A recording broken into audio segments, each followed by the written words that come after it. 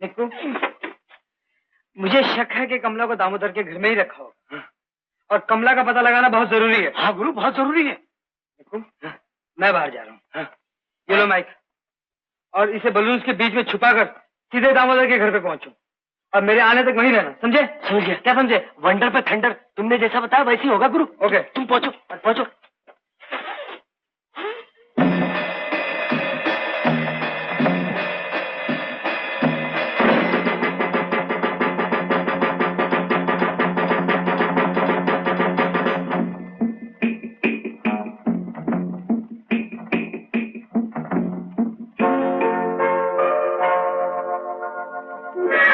गोपाल, तुम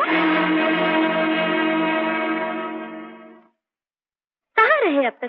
चोरों की तरह क्यों आए? जी हाँ, चोरों की तरह आना पड़ा। क्या करता जब तुम्हारे डैडी घर में हो तो, और कैसे आऊँ? डैडी घर में है तो क्या हुआ? चलो अंदर चलो। नहीं सुनीता जी, तुमसे एक बहुत जरूरी काम है, चलो कहीं और चले। ठीक है, लेकिन अंदर चलो। आओ आओ ना, आओ। बैठो गोपाल, मैं अभी आती हूँ। अच्छा।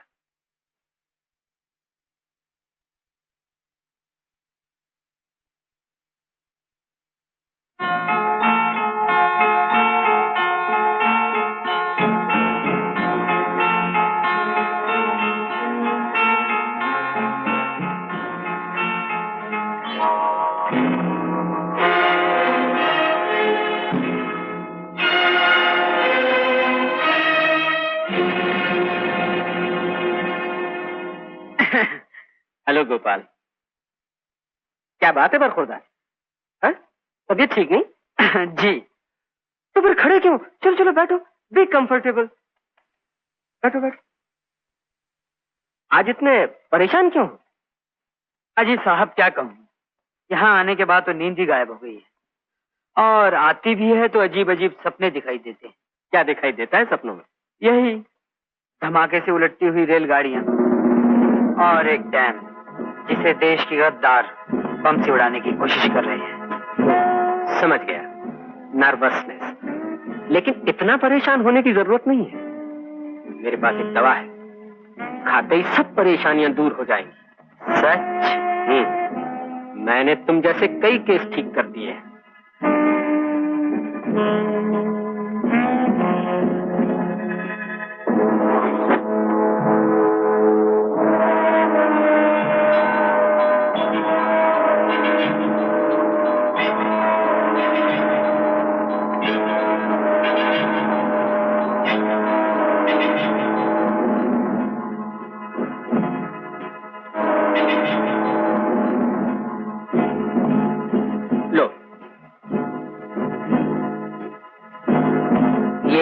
ऐसे ही खानी होगी?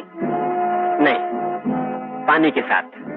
लेकिन एक बात है, ये दवा सिर्फ थोड़ी देर असर करती है। अगर तुम चाहो कि तुम्हारी सब परेशानियां हमेशा के लिए दूर हो जाएं, तो एक दूसरी दवा भी है।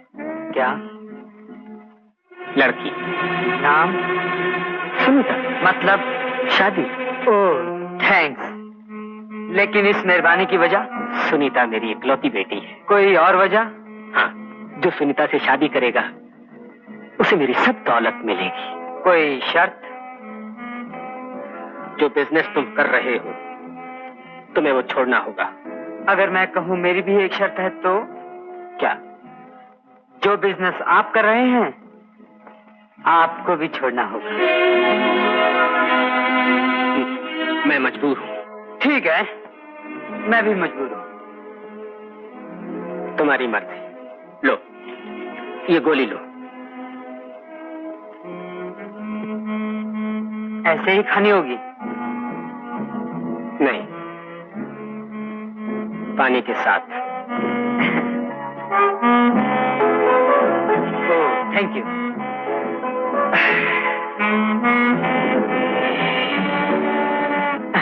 रहने दीजिए, बाद में खा लूंगा होटल जाकर। कहीं ऐसा न हो यही बुरे बुरे सपने दिखाई देने लगे, पहले से भी ज्यादा खतरनाक, और मैं आपके लिए मुसीबत बन जाऊं। अच्छा जी।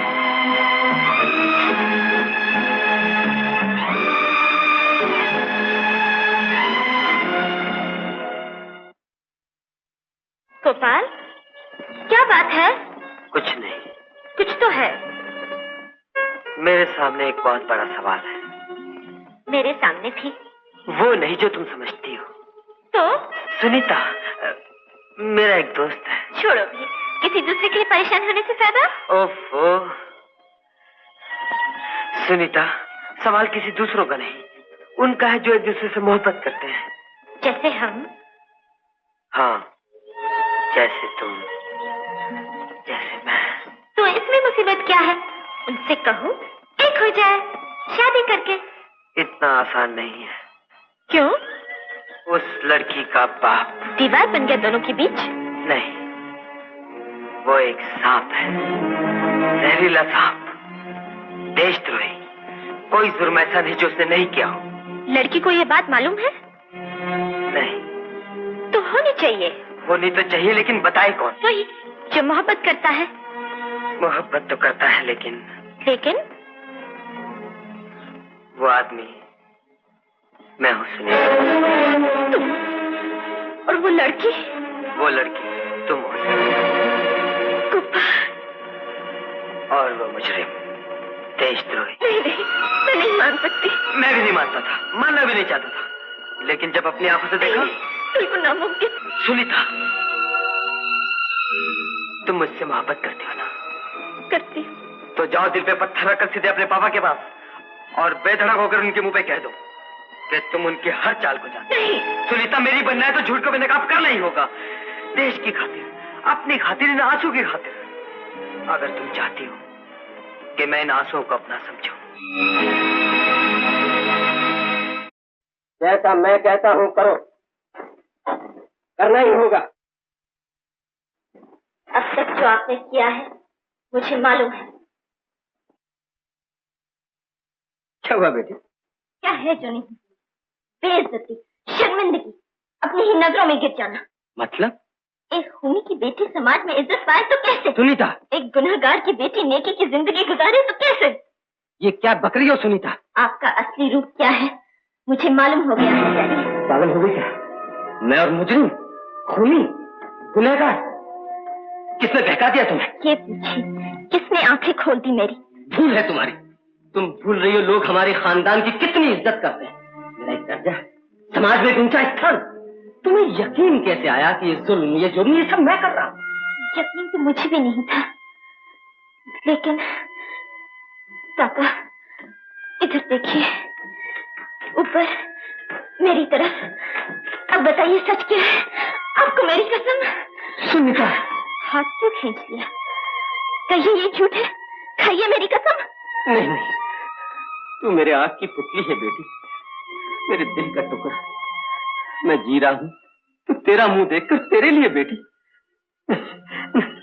मुझसे कसम नहीं खाई जाएगी, मैं झूठ नहीं बोल सकता। तो जो मैंने सुना है वो सच है? मैं सचमुच पापी हूँ बेटी। था नहीं, कोई जन्म से नहीं होता, हो गया। लेकिन मैं जो हूँ, जैसा भी हूँ, तुझे सुखी देखने के लिए बेटी। मेरे लिए? हम बेहद गरीब थे, उन सबको सुखी देखने के लिए मैंने चोरी की, जिसकी बहुत बड़ी कीमत मुझे देना पड़ी। जेल जाकर नहीं, जिंदगी ही में। तुम्हारी माँ तो मुझे माफ करने से पहले ही चल बसी। मैंने चाहा कि मैं इस पाप को धो डालूं, एक शरीफ बाप की तरह तुझे पालकर।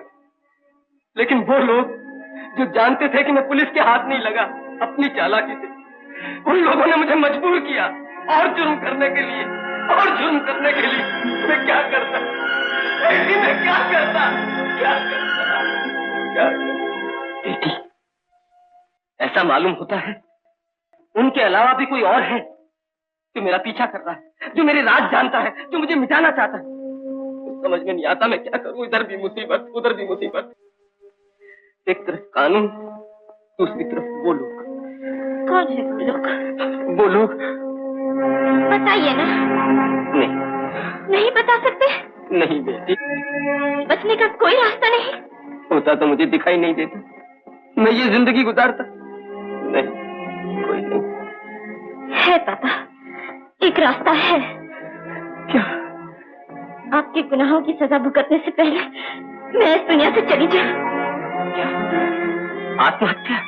हाँ। नहीं नहीं, तुम्हें जिंदा रहना होगा।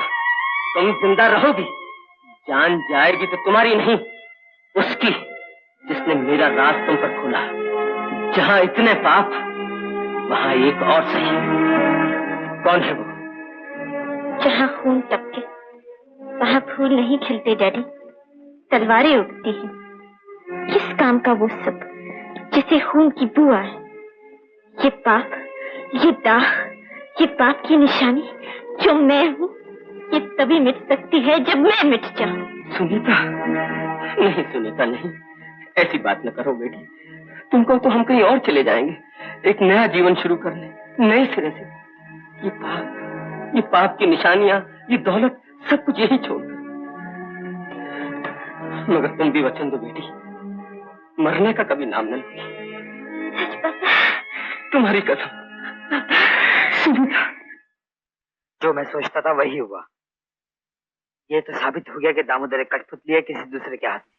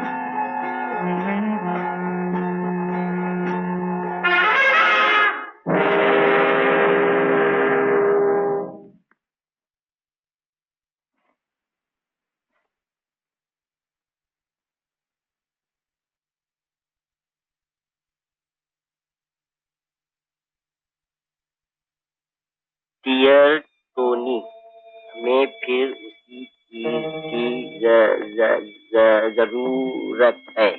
4 दिन के अंदर तैयार रखना। तुम्हारा वही।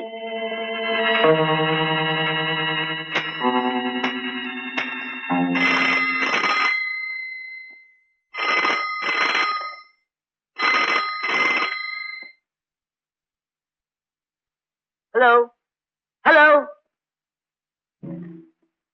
Hello, hello.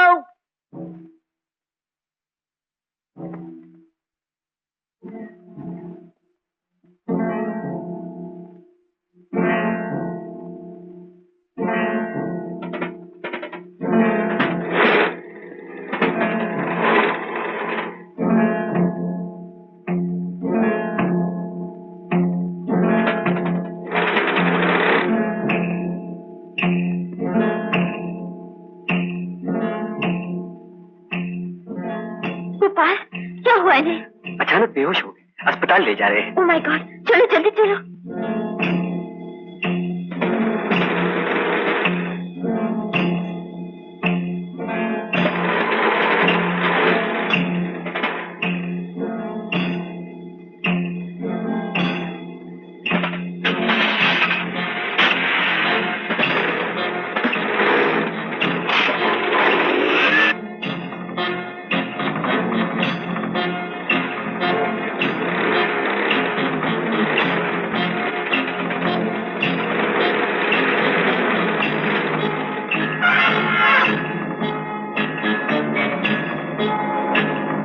अच्छी खबर सुनानी है। मेरे पापा बदल गए, लेकिन